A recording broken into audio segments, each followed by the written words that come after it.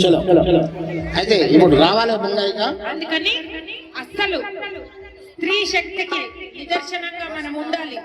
మన కుటుంబానికే పెద్దపీట వేయాలి.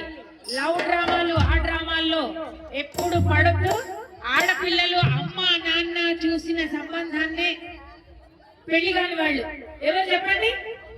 నేను కూడా అమ్మ, నేను కూడా నాకు కూడా కాలేదు, ఒక్కసారి కూడా కాలేదు.